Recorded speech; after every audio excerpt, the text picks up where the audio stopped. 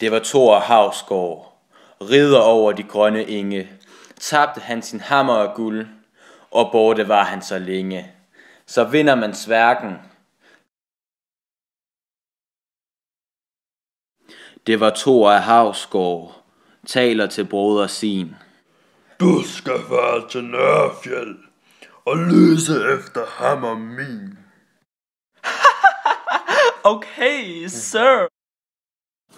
Det var Loke Løgmand, sætter sig i fjederham, så fløj han til Nørrefjeld, alt over det salte vand. Midt ud i den gård, der aksler han sit skind, så gik han i stuen, alt for den tossegreve ind. Velkommen, Loke Løgmand. Hvordan står det til i Havsgaard? Det står til vel at mærke i Havsgaard. Jeg kommer på vejen af min bror, Thor. Han har mistet sin hammer. Thor fanger ikke sin hammer igen. Det siger jeg i talen så.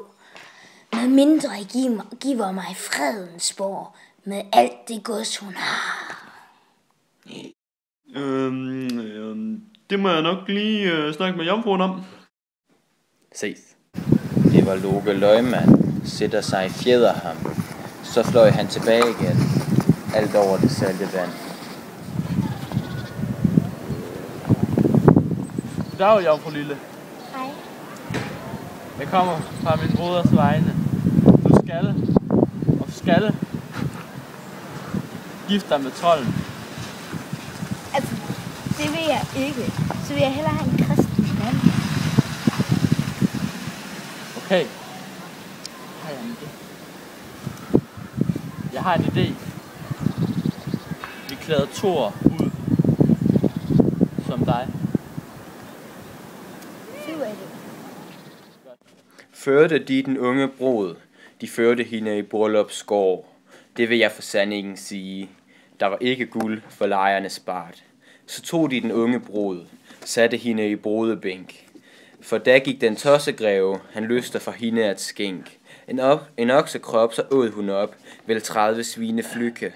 700 brød hendes rente var, så lystede bruden at drikke. En oksekrop, så åd hun op, vel 30 svine flykke. 12 tønder øl, så drak hun ud, før hun kunne tørsten slukke.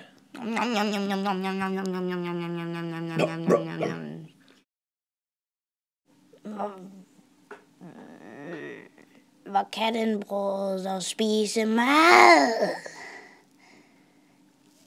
Ja, jeg har heller ikke fået mad i 7 dage.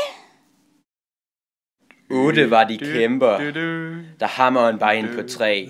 Det vil jeg for sandingen sige. De lagde handen over brudens knæ. Det var da den brud tog hammeren i sin hånd. Det vil jeg for sandingen sige. Han slyngede handen som en vund. Nu slog hun tossegreven ihjel. Den lede trold og lang. Så slog hun ihjel de andre små trolde, at brylludet måtte hun gang.